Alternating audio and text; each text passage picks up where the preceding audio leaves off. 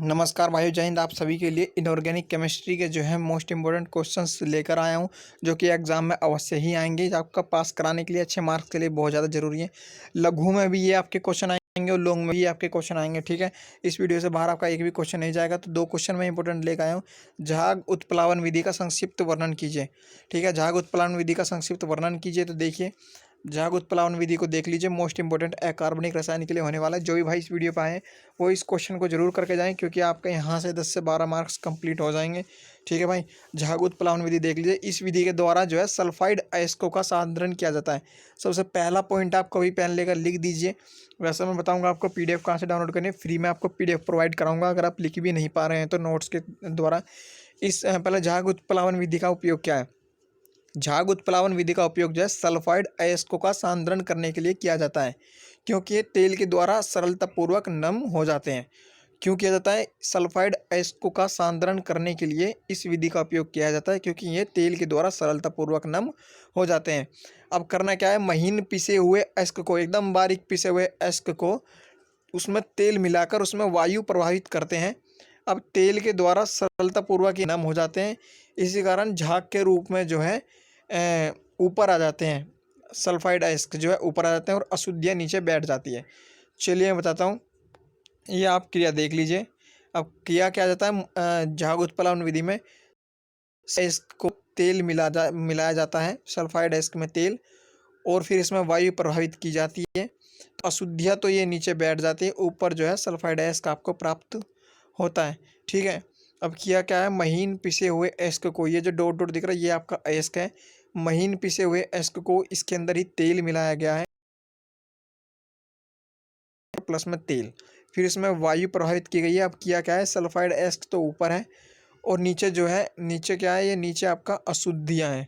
ठीक है, अब ये कौन सी विधि है, ये झाग उत्प्लावन विधि है। दोबारा देख लीजिए। इस विधि में, झाग उत्प्लावन विधि में जो है सल्फाइड अयस्कों का सांद्रण किया जाता है, क्योंकि तेल के द्वारा जो है सरलतापूर्वक ये नम हो जाते हैं।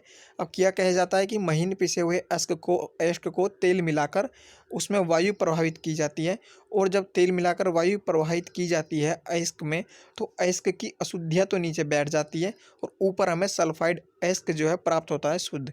इस विधि को झाग उत्प्लावन विधि कहते हैं। चलिए, आपके तैयार हो गया होगा। जैसे कि सल्फाइड अयस्क यानी कौन कौन से अयस्क हमें प्राप्त होते हैं, मैं आपको अयस्क हमें प्राप्त होते हैं। सबसे पहले जो प्राप्त होता है वो होता है गैलेना, कॉपर पाइराइट और सिनेबार जो है प्राप्त किया जाता है। प्रगलन किसे कहते हैं, आप प्रगलन विधि को देख लीजिए, मोस्ट इंपॉर्टेंट है। अब महीन पिसे हुए अयस्क की बात चल रही है, तो प्रगलन विधि में जो है पहले सल्फाइड अयस्क, प्रगलन विधि में महीन पिसे हुए ऑक्साइड अयस्क को गर्म करते हैं। इसमें क्या करते हैं, गर्म, उसमें तेल में मिलाकर वायु प्रवाहित कर रहे थे झाग उत्प्लावन विधि में। अब महीन पिसे हुए अयस्क को, ऑक्साइड अयस्क को गालक के साथ उच्च ताप पर गर्म करते हैं, और जब गर्म करते हैं तो धातु एक गलित अवस्था में प्राप्त होती है।